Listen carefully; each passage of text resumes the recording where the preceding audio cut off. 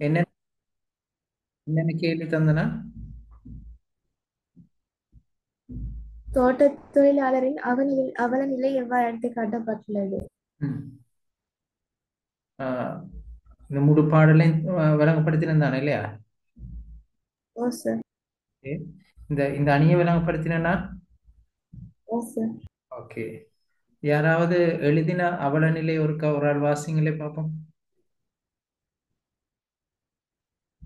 யாரோ எனக்கு சென்ட் பண்ணிருந்தீங்க, எனக்கு பார்க்க கிடைக்கல. இன்னும் ஹஸ்னா இலியாஸ்ன்னு நினைக்கிறேன். அப்படியா? இல்ல சார், நாங்க இந்த ரெக்கார்டிங் நான் வரையலா பேச்சு எனக்கு கிளாஸ் கிளாஸ். யார் எனக்கு சென்ட் பண்ணிருந்தீங்க? இல்மா ரியாஸ்தீனா? சார் நான் தான் அனுப்பினேன். ரைட். ஒரு ஆள் வாசிங்களே,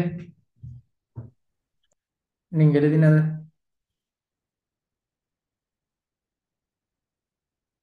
ரீஹா எழுதினீங்களா?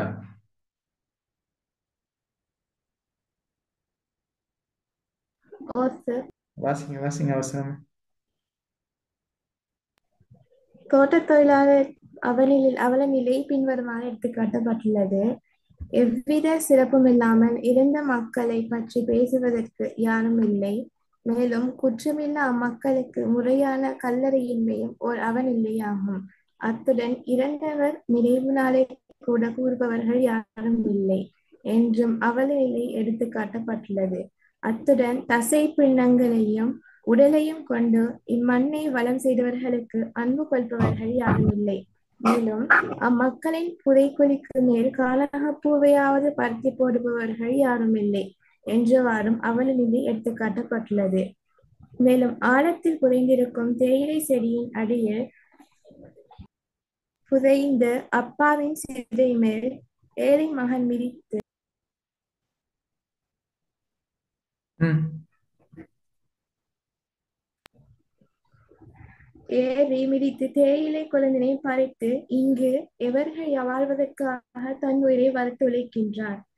இவர்கள் என்ன மனிதர்கள்? இவர்கள் உழைப்பினை உறிஞ்சி பெற்றுக் கொண்டவர்கள். தங்களுக்காக பாடுபட்டு இறந்தவர்களுக்கு இங்கு ஒரு கல்லறையினை தானும் கட்டவில்லையே. மிகவும் வெட்கமான செயல் இதுவாகும். ஆகையால் இவர்களின் செயலை பார்த்து தன்னை மறைத்துக் கொள்வதற்காக தானோ அந்த இறைவனும் பசும்புல் தளிர்களால் நிலத்தினை மறைத்துக் கொண்டுள்ளான். இவ்வாறே தோட்டத் தொழிலாளர்களின் அவலநிலை எடுத்துக்காட்டு. ம். ஓகே. வேற யாராவது வாசிச்சவரோ அந்த எழுதின ஒரு ஆள் வாசிங்க.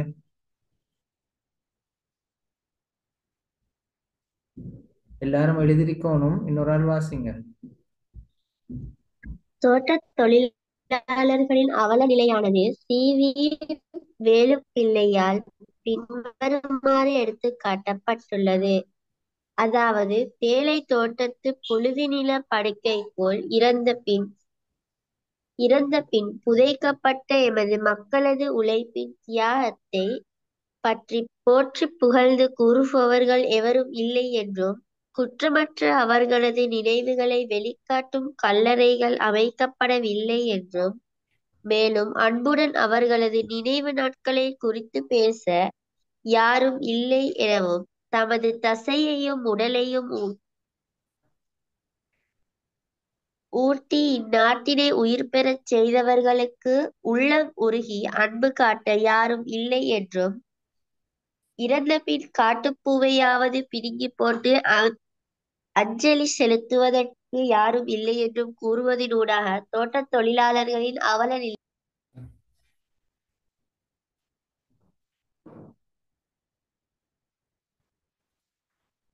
தோட்ட தொழிலாளர்கள் அவலநிலையே எடுத்து காட்டப்பட்டுள்ளது. அப்படியா?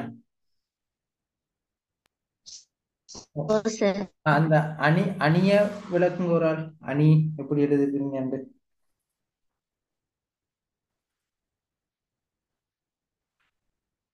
அணி எழுதிருக்கிறீங்களா?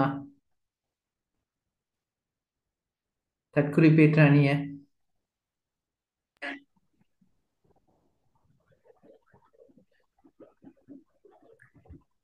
இறந்தவருக்கு கல்லறை இல்லை. இது வெட்கமான காரியமாகும். அதனால் இறைவன் அந்த வெட்கமான காரியத்தை மறைத்துள்ளான். ஆகையால் இங்கு தற்குறிப்பேற்ற அணி பயன்படுத்தப்பட்டுள்ளது. பூமியின் மேல் புல்லறை வளர்ந்திருப்பது தற்குறிப்பேற்ற அணியாகும். ம். இறந்த பின் உடலை மறைக்க இல்லைங்களேம்மா, இறைவன் இல்லைங்களே, அது அப்படி சொல்ல தேவையில்ல. கவனமா எழுதாதாக்களும் எழுதி கொள்ளுங்க. அதாவது பூமியின் மேல் புற்கள் வளர்வது என்பது ஒரு இயற்கையான விடயமே.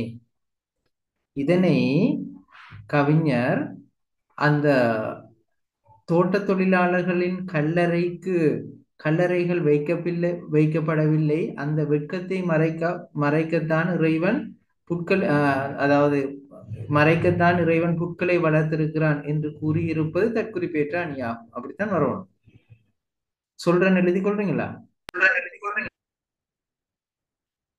Okay sir. Right, எழுதி கொள்ளுங்க. தற்குறிப்பேற்ற அணி என்று போடுங்க. போட்டுட்டு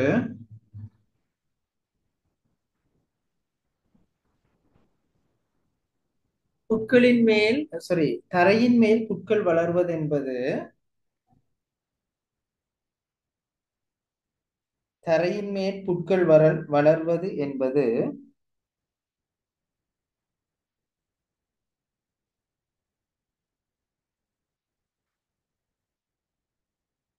தரையின் மேல் புட்கள் வளர்வது என்பது ஓர் இயற்கையான விடயமாகும்.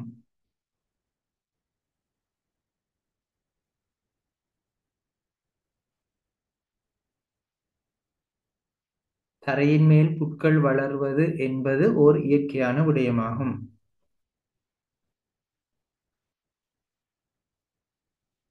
இதனை புலவர்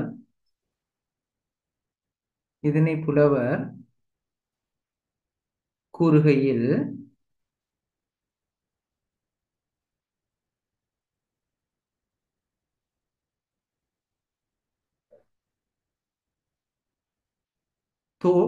இறந்த தோட்டத் தொழிலாளர்களுக்கு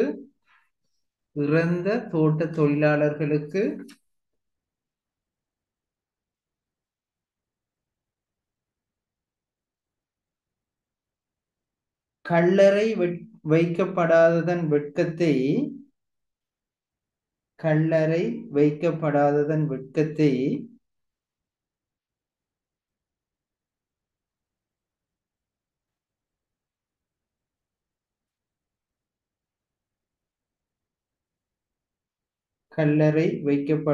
வெட்கத்தை மறைக்கவே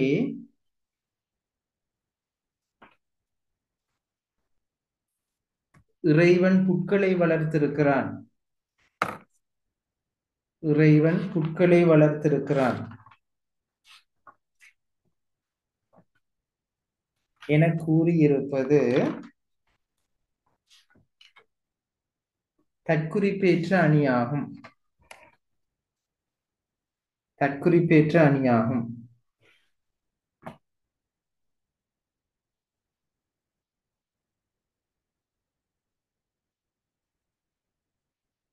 சரியா பிள்ளையே? Okay sir. ரைட். இந்த அரும்பதங்கள் பாருங்க. பரிந்தவரண்டா இறந்தவர், பகருவாரண்டா கூறுவார், பூணுவாரண்டா அன்பு கொள்வார். அதாவது கானகப்பூ என்றா ஒரு காட்டுப்பூ. இதை கொஞ்சம் எழுதி கொள்ளுங்களே.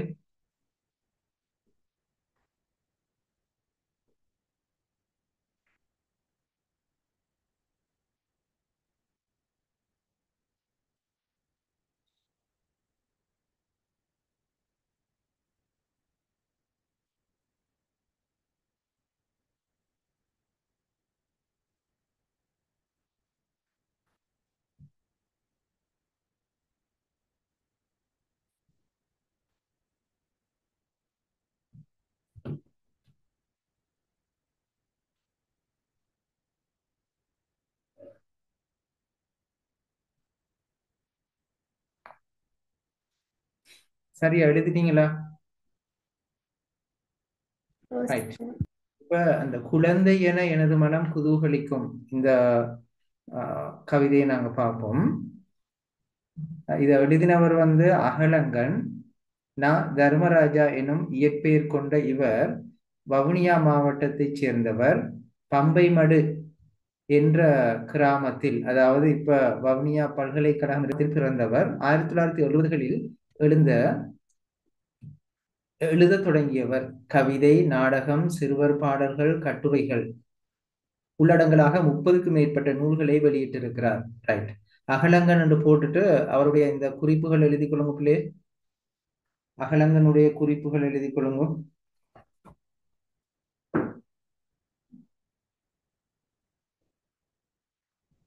சரியா? Okay sir.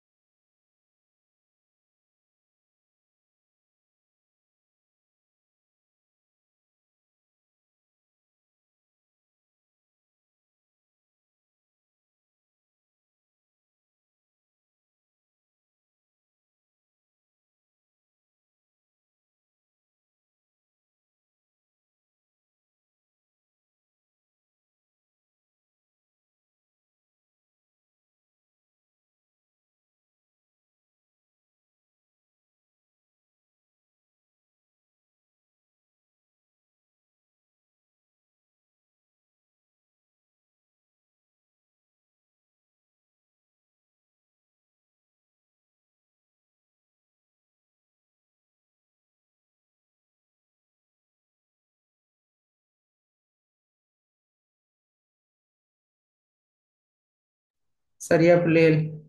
எழுதிட்டீங்களா? ரைட். அப்ப இந்த கவிதைய சந்தி பிரிக்கிறது கட்டாயம். கவனமா பார்த்துக்கொள்ளுங்க. நீங்க சந்தி பிரிச்சு எழுதணும். நான் ஒவ்வொரு பாடலா சந்தி பிரிச்சு தந்ததுக்கு பிறகு மா மரத்தின் கிளைகளிலே சந்தி பிரிச்சு கொள்ளுங்க. மா மரத்தின் கிளைகளிலே மந்தி இனம் தாவி மாங்கனிகள் பறித்து உண்டு மகிழ்ந்து விளையாடும். பூ மரத்தின் இலைகளிலே வண்டு இனங்கள் மோதி புது மலர்கள் கோதி நறு நறு மது அருந்தி ஆடும். பாமரத்தின் பாட்டு இசைத்து பசும் குயில்கள் கூவி பசும் கிளிகள் புலகமுற பருவ இறை தேடும். சாமரத்தின் ஒப்பாக சிறகடித்து கூடி சதுராடும் மயில்கள் என கவி பாட வைக்கும். இன்னொருக்க பாருங்க. மா மரத்தின் கிளைகளிலே மந்தி இனம் தாவி மா கனிகள் பறித்து உண்டு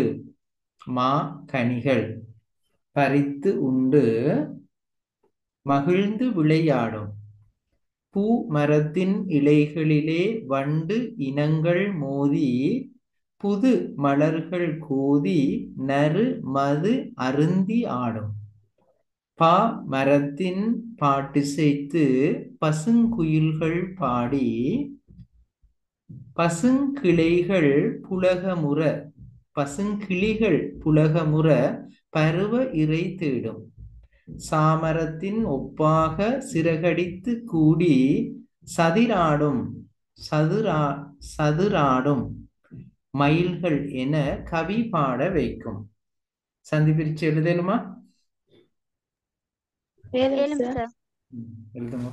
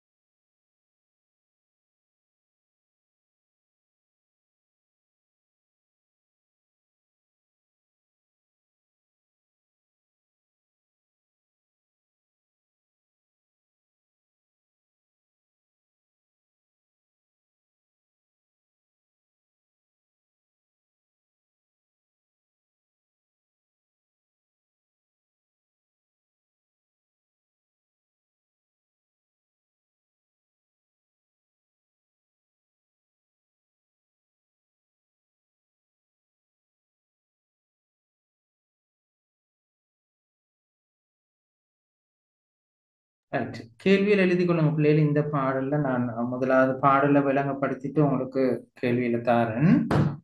பாருங்க, மாமரத்தின் கிளைகளிலே மந்தி இனம் தாவி. அப்ப மாமரத்தினுடைய கிளைகள்ல மந்தி இனங்கள் தாவி விளையாடுகின்றன. இந்த வரிகளை பார்க்கிற நேரம் எங்கேயோ பார்த்த மாதிரி இருக்கா பிள்ளைகள்? இந்த வரிகள் எங்கேயாவது பார்த்தோமா நாங்க? மாமரத்தின் கிளைகள் மந்தி இனம் தாவி விளையாடுகின்ற கதை சொல்லுங்க. குற்றால குறவஞ்சி. பேசுங்கோ, கேக்குது இல்ல நீங்க பேசுறது? மாமரத்தின் குற்றால கிளைகளில் மந்தி இனம் தாவி குறவஞ்சி. விளையாடுகின்றது நாங்க எங்கேயாவது பார்த்தோமா? குற்றால குறவஞ்சில சார். குறவஞ்சில சார். ஐயா, நீங்க பேசுறது கேக்குது இல்ல எனக்கு.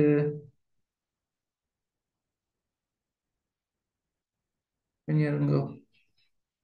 மத்தது யாராவது பேசுங்க. குற்றால குறவஞ்சில சார். நான் பேசுறது கேக்குதா பிள்ளை? ஓ சார்.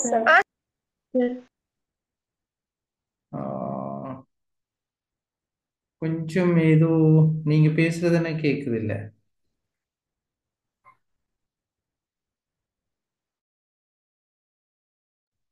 கொஞ்சம் கிளாஸ் எண்ட் பண்ணிட்டு நான் ஸ்டார்ட் பண்றேன்னா. Okay sir. Okay sir.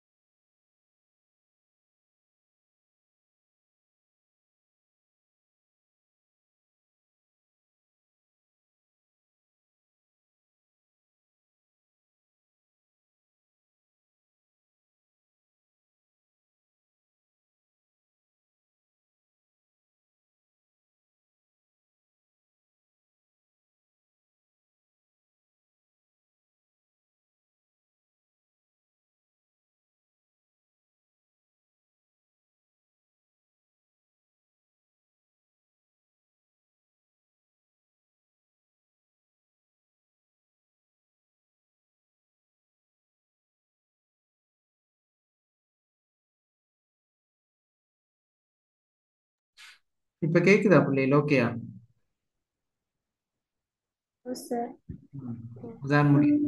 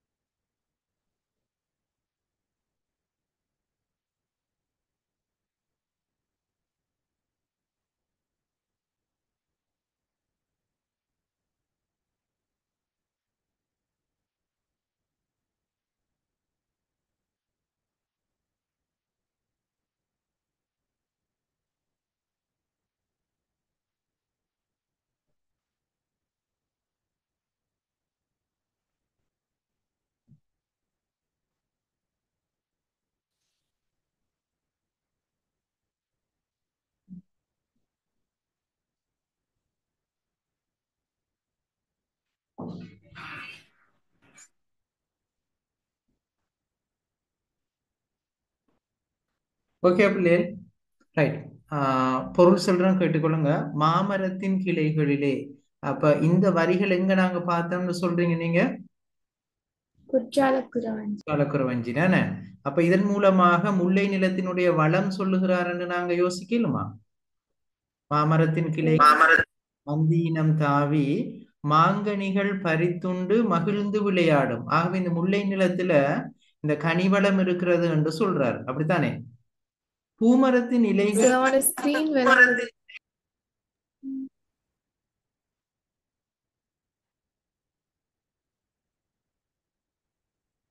ஓகேயா? Okay sir. ரைட். பூமரத்தின் கிளைகளிலே வண்டினங்கள் மோதி புது மலர்கள் கோதி நறு மது உண்டு ஆடும். ஆகவே இங்கு மலர் வனங்கள் காணப்படுகின்றன, அவற்றிலே தேன் நிறைந்திருக்கின்றன என்பதும் இது வளமாக சொல்லலாம் தானே பிள்ளைகள்? சரியா? அடுத்த பாருங்க, பாமரத்தின் பாட்டிசைத்து பசுங்குயில்கள் கூவி கிளிகள் புலகமுற பருவ இறை தேடும். இதுல சொல்லப்படுற விஷயம் என்னன்னு சொன்னா, இங்கே ஏனைய உயிரினங்களும் மகிழ்ச்சியோடும் சந்தோஷமாகவும் வாழ்கின்றன.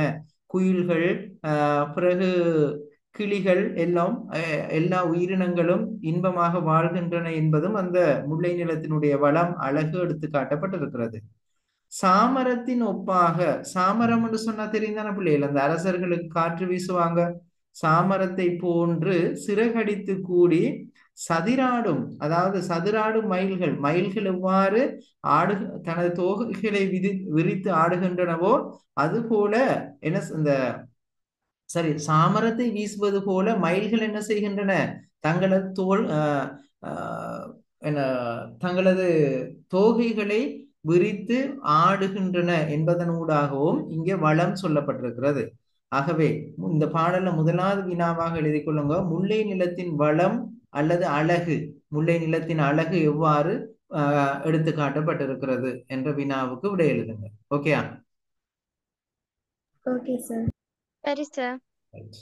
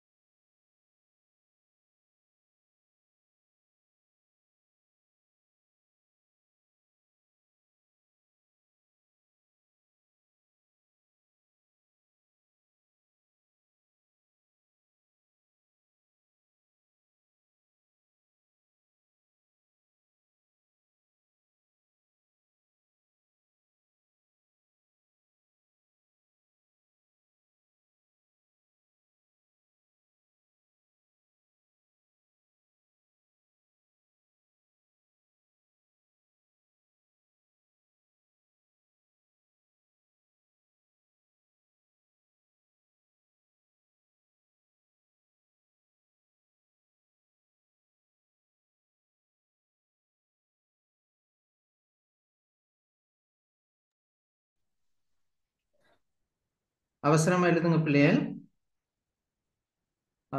நான் கொடுத்துருக்கிற கேள்வி வந்து என்னன்னு தெரியும் தானே பிள்ளைகள்? சொல்லுங்க.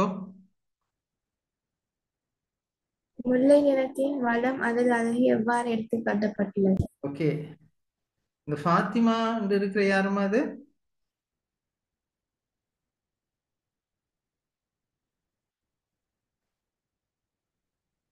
வேற யாரும் அந்த பேர்ல இருக்கிறீங்களா, இல்லாட்டி ஒரு ஃபாத்திமா இருந்தாங்க, அவங்க திருப்பி வந்துக்கிறீங்களா?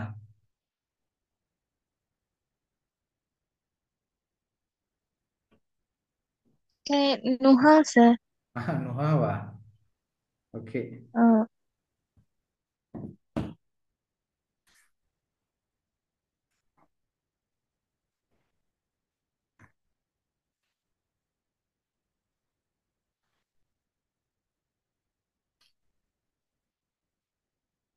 முல்லை நிலத்தினுடைய அழகு என்று கேட்டாலும் வளம் என்று கேட்டாலும் இதைத்தான் எழுதணும் பிள்ளைகள, ஞாபகம் வச்சுக்கொள்ளுங்க.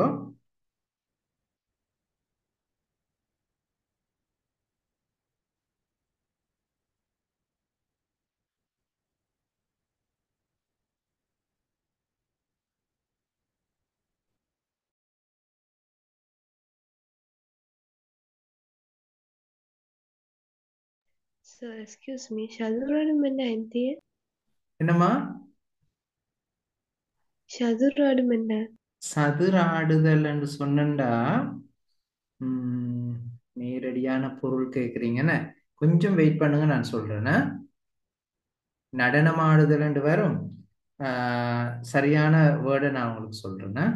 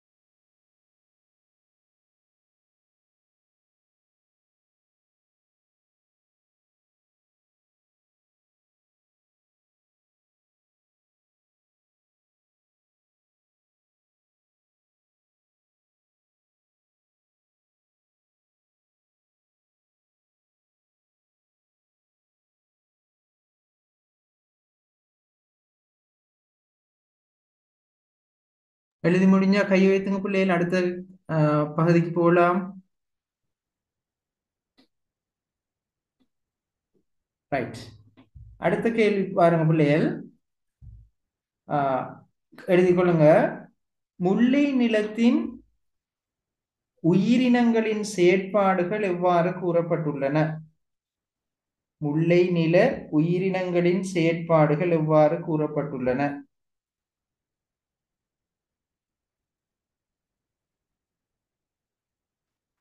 முல்லை நில உயிரினங்களின் செயற்பாடுகள் சொல்லுங்க பாப்போம். என்ன உயிரினங்களின் செயற்பாடுகள் சொல்லலாம் என்று? மாமரத்தின் கிளைகள்ல பெண் குரங்குகள் பாய்ந்து கனிகளை உண்டு மகிழ்ந்து விளையாடுதல். ஆ. வண்டினங்கள் புதிதாக மலர்ந்த மலர்கள்ல தேனை உறிஞ்சி குடித்தல். வேற என்ன? குயில்கள் பாட்டு செய்து என பறவை இறை தேடுதல். வேற என்ன சொல்லலாம்? மயில்கள் வந்து சாமரத்தை வீசுவது போல சிறகுகளை விரித்து சதிராடுதல்.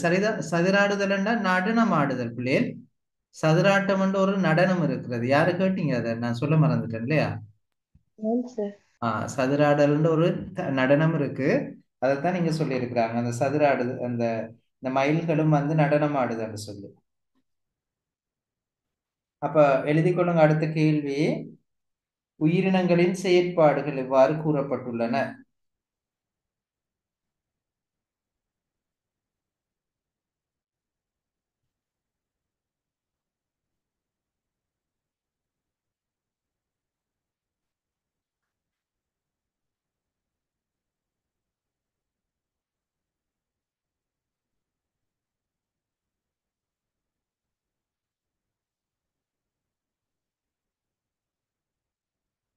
அதை எழுதி முடிஞ்சா சொல்லுங்க.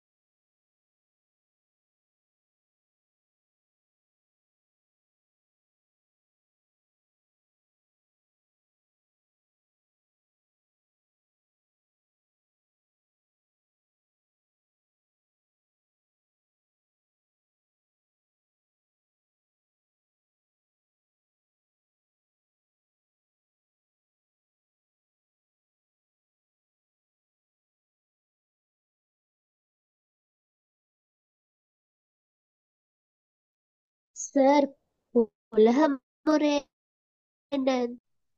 பழகுதல். பழகுதல், ஒன்றாக கலந்து பழகுதல்.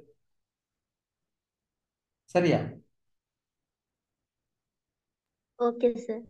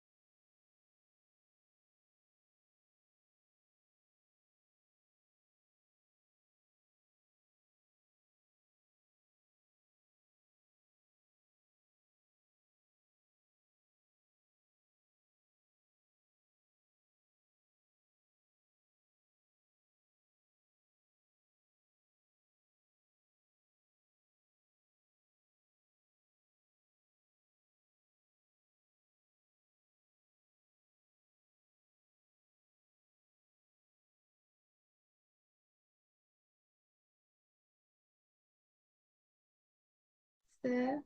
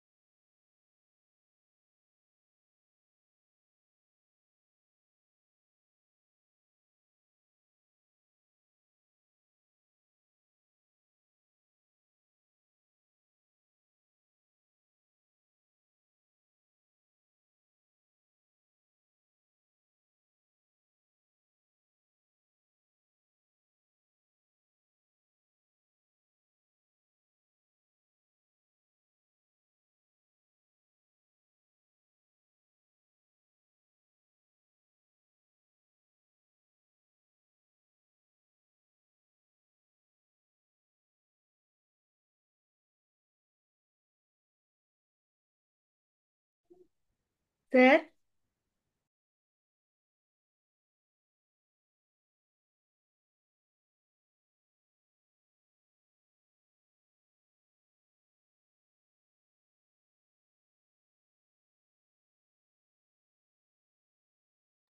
பேசுனீங்களா பிள்ளையே?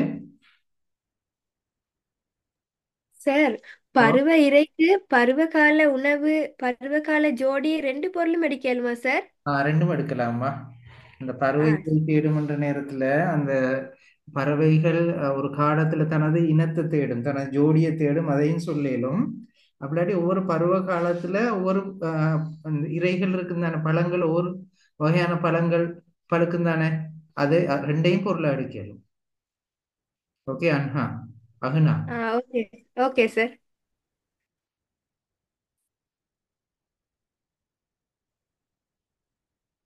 சார், ஓ சொல்லுங்க, யார் பேசுனீங்க? நான் தான் சார். இந்த வருஷம் ஓஎல் பாஸ் பேப்பர்ல பார்ட் 3ல குற்றால குறவஞ்சியில ஒரு டவுட் இருந்துச்சு சார். சொல்லுங்களே. அந்த திருகோணமலையின் உயர்ச்சியும் அதன் வளமும் ஆகியனவற்றை வெளிப்படுத்துவதில் ஆசிரியருக்கான திறனை தெளிவுபடுத்துக. உயர் அதுக்கு எப்படி வரும்? உயர்ச்சி என்றது உயர்வு என்றா வளம் தானே, சிறப்பு. எப்படி சிறப்பு சொல்லி இருக்கிறாருன்னு தான் சொல்லணும். அந்த அடுத்த உயர் கேள்வி அதன் வளம் என்று தந்திருக்கிறது. உயர்ச்சி என்றாமா அதனுடைய சிறப்பு. சரியா? உயர்ச்சி என்றோன்னு சில பிள்ளைகள் ஹைட்னு நினைச்சிட்டு விளைஞ்சி தானே, ஓ சார். ஹைட்னு நினைச்சு சில பிள்ளைகள் விட எழுதி பிள்ளை வாங்கி கொண்டுச்சு உயர்ச்சி என்று சொன்னா அந்த ஒரு சொல்தான் வித்தியாசம். அந்த உயர்ச்சி என்று சொன்னது சிறப்பு தான். அந்த இப்போ ஒரு தட்ட உயர்ச்சியை சொல்றேன்னா அவருடைய சிறப்பு தானே. ஓ. அதுதான் அதை விட அதை பிள்ளைகள் கொஞ்சம் குழம்போணும்னு தான் அந்த கேள்வி எடுத்திருப்பாங்க லைக்கும். சரியா? என்ன என்ன இனி 6 வருஷம் 7 வருஷம் கேள்வி எடுத்தாச்சு தானே. நீ இப்படி அந்த டெக்னிக்கான சொற்கள் தான் போட்டு குழப்புவாங்க உங்களை. Okay sir.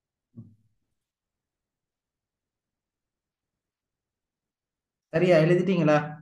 அடுத்த கேள்வி சொல்லவா? இப்பாடலில் கையாளப்பட்டுள்ள அணியை எடுத்துக்காட்டி விளக்குக. இப்பாடலில் கையாளப்பட்டுள்ள அணியை எடுத்துக்காட்டி விளக்குக.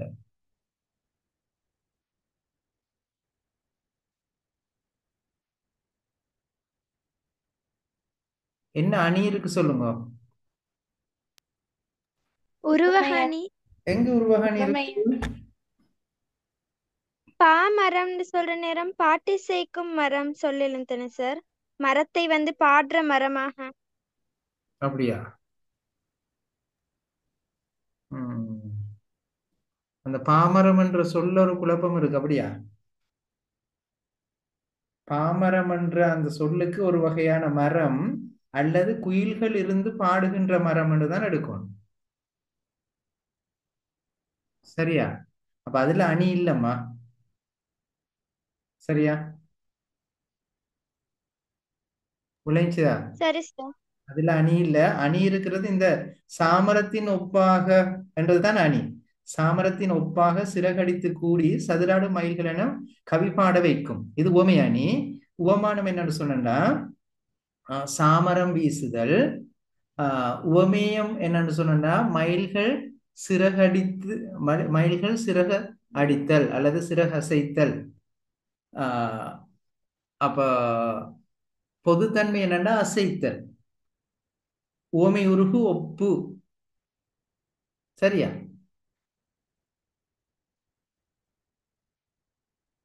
ஓகேயா? சரி ஓகே சார். சார்.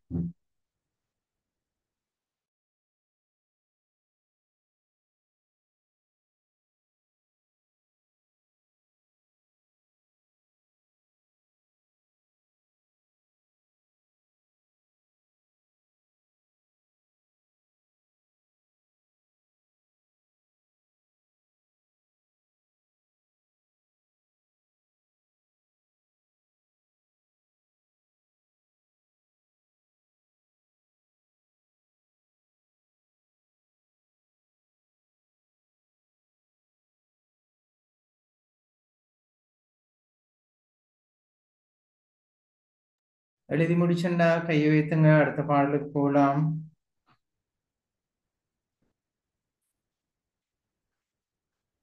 அப்ப முதலாவது பாடல்ல நான் 3 கேள்வி தந்திருக்கிறேன். நான் ஒன்று வந்து முல்லை நிலத்தினுடைய அழகு அல்லது வளம். இரண்டாவது கேள்வி உயிரினங்களின் செயற்பாடுகள். மூன்றாவது கேள்வி வந்து உவமை அணி. ஜைனா, அம்னா, அம்ரா, ரயான், ரீமா எழுதிட்டீங்களா? ருசைகா, ஜுஹா, ஆமினா,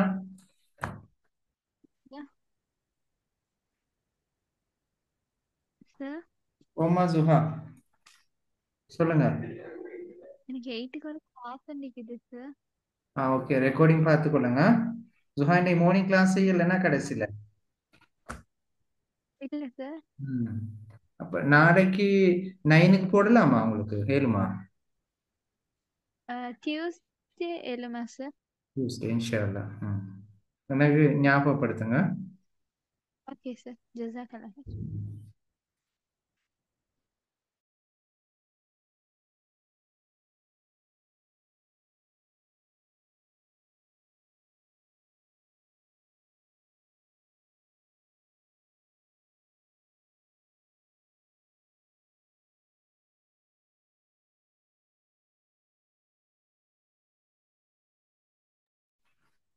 சரியா பிள்ளைகள்? ஓகேயா? ரைட். ரெண்டாவது பாடலுக்கு போவோம் நாங்க. தென்றலிலே சந்தி பிரிச்சு கொள்ளுங்கோ. தென்றலிலே அசைந்து ஆடும் செந்நெல் வயல் கதிர்கள். தென்றலிலே அசைந்து ஆடும் செந்நெல். செந்நெல்ல பிரிச்சு எப்படி வரும்? செம்மை சக நெல் வரும். செந்நெல் வயல் கதிர்கள். தேன் அருவி என வழியும் ஏர் உழவன் வியர்வை. தேன் அருவி என வழியும் ஏர் உழவன் வியர்வை.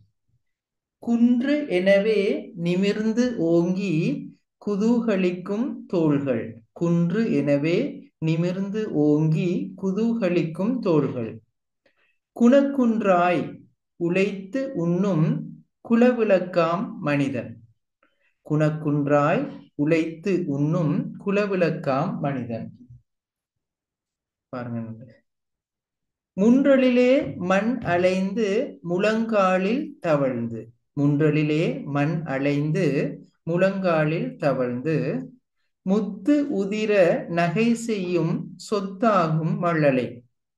முத்து உதிர நகை செய்யும் சொத்தாகும் மழலை. கன்றினது உடல் நக்கி கனைக்கின்ற பசுக்கள். கரைந்து அலைந்து இறையுண்ணும் காக்கைகளின் கூட்டம். இன்னொருக்க பாருங்கோ. தென்றலிலே அசைந்து ஆடும் செந்நெல் செம்மை நெல் வயல்கள் வயல் கதிர்கள். தேன் அருவி என வழியும் ஏருளவன் வியர்வை. குன்று எனவே நிமிர்ந்து ஓங்கி குதூகலிக்கும் தோள்கள். குணக்குன்றாய் உழைத்து உண்ணும் குலவிளக்காம் மனிதன். முன்றலிலே மண் அலைந்து முழங்காலில் தவழ்ந்து முத்து உதிர நகை செய்யும் சொத்தாகும் மழலை. கன்றினது உடல் நக்கி கனைக்கின்ற பசுக்கள். கரைந்து அழைந்து இறையுண்ணும் கரைந்து அழைத்து இறையுண்ணும் காக்கைகளின் கூட்டம். ரைட். சந்தி பிரிச்சு எழுதலுமா? ஏலம் சார்.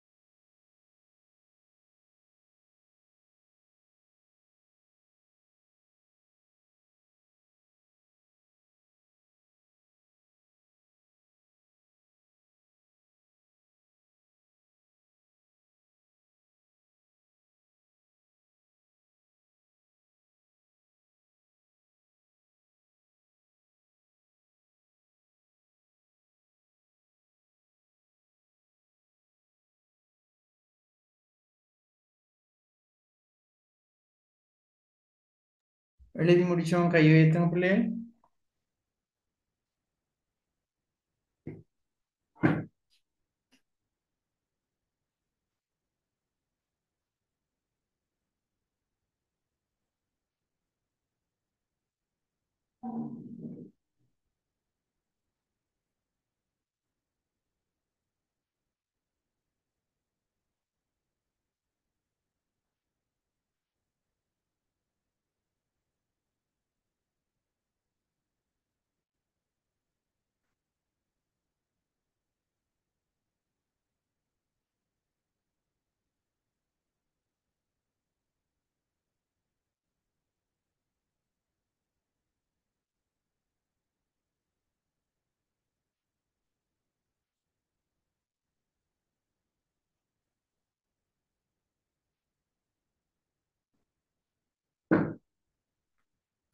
ஓகே பிள்ளைகள், சரியா?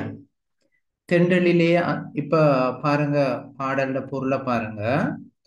தென்றலிலே அசைந்து ஆடும், அதாவது தென்றலண்டா காற்று, என்ன காற்றிலே அசைந்து ஆடும் செந்நெல் வயல் கதிர்கள், சிவந்த நெற்களை உடைய வயல்களை உடைய கதிர்கள், அதாவது நெற்கதிர்கள், சிவந்த நெற்கதிர்கள் தென்றலிலே அசைந்து ஆடுகின்றனவா.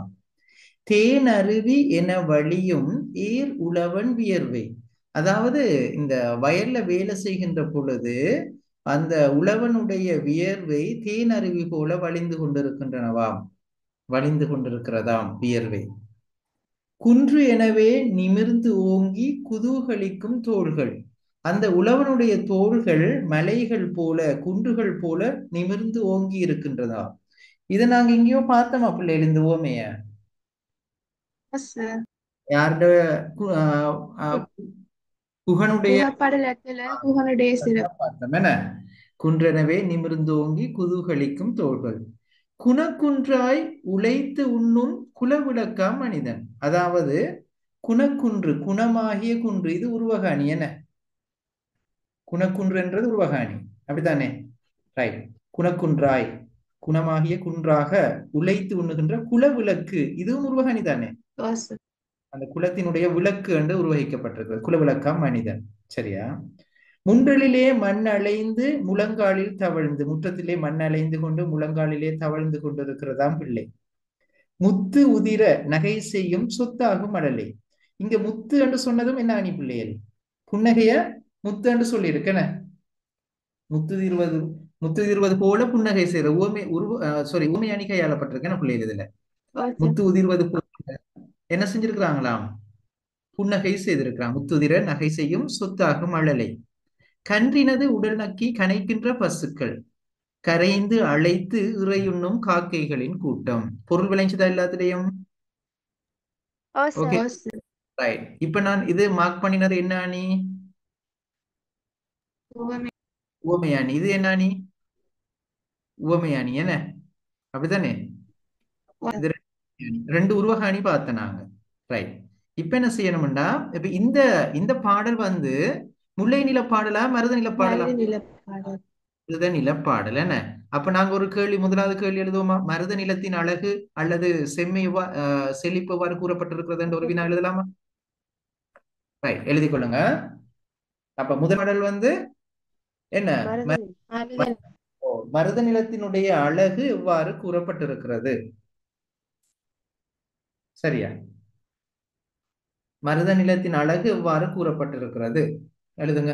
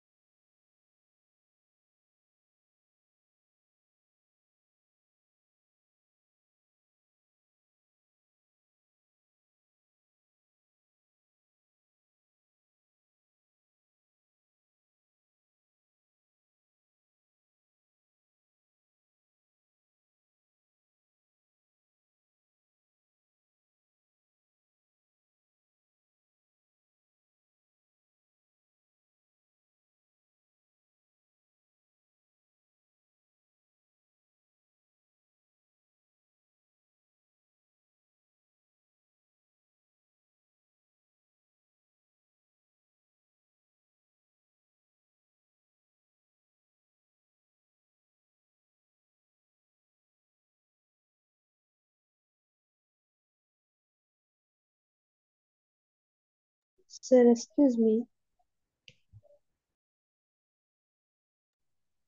சொல்லுங்க. அந்த குலவிளக்கம் எப்படி சார் அத மீனிங்? குலவிளக்குன்னு சொல்றது என்னன்னா, இப்ப குலமண்டா ஒரு ஒரு பரம்பரை தானே, ஒரு குடும்பம். அந்த குடும்பத்தை உயிரூட்டுகின்ற ஒருவர்ன்றது தான் குலவிளக்குன்னு சொல்றது. ஒரு குடும்பத்துல அந்த குடும்பத்தை அந்த சமூகத்துக்கு எடுத்து காட்டக்கூடிய சிறப்பாக இருக்க ஒருவர் இருப்பாரு, அவருக்கு தான் குலவிளக்குன்றது. விளைஞ்சுதான். Okay sir, ஜிசாக்கல்லாஹ். இப்ப இப்ப குன்றா குணக்குன்றாய் உழைத்துண்ணும் குலவிளக்காம் மனிதன் என்று சொன்னா, இப்ப விவசாயி தான் என்ன செய்யறான், இந்த மனித குலத்தினுடைய விளக்காக இருக்கிறான் என்று சொல்ல வரார்.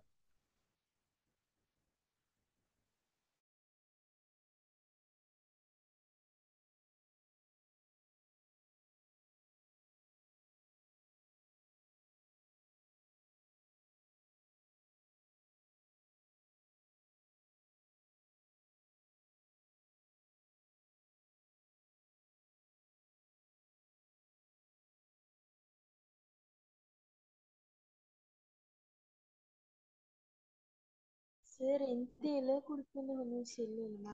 கவரேஜ் தான் இப்பதான் சொல்லிட்டாங்க.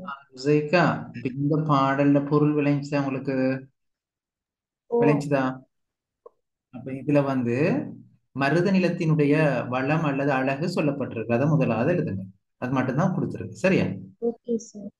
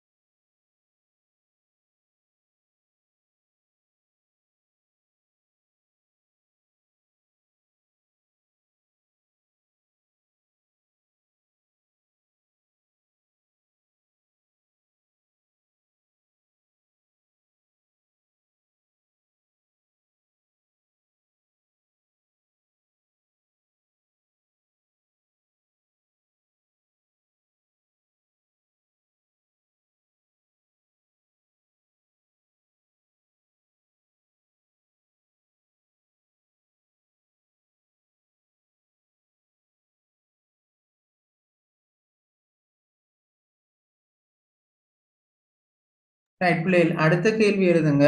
இப்பாடலில் கையாளப்பட்டுள்ள அணிகளை எடுத்துக்காட்டி விளக்குக.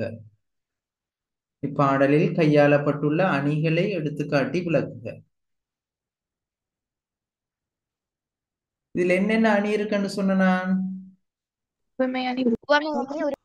ஓ, இது ஒரு உவமை அணி, இது ஒரு உவமை அணி என்ன. அதுக்கு பிறகு குணக்குன்றுன்றது ஒரு உருவக அணி, குலவிளக்குன்றது ஒரு உருவக அணி. சரியா? முத்து உதிர நகை செய்யும், அது என்ன அணி? அதுவும் உவமை அணி.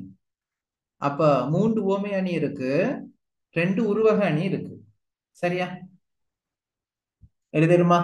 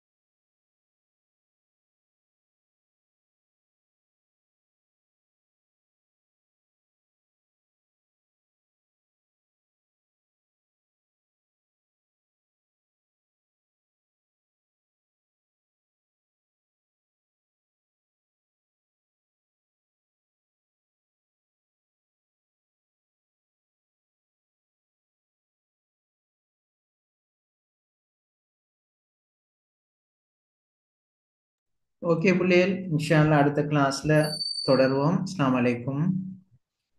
வலைக்கம் சலாம் சார், ஜஸாக்கல்லாஹ். வலைக்கும் சலாம் சார், ஜஸாக்கல்லாஹ்.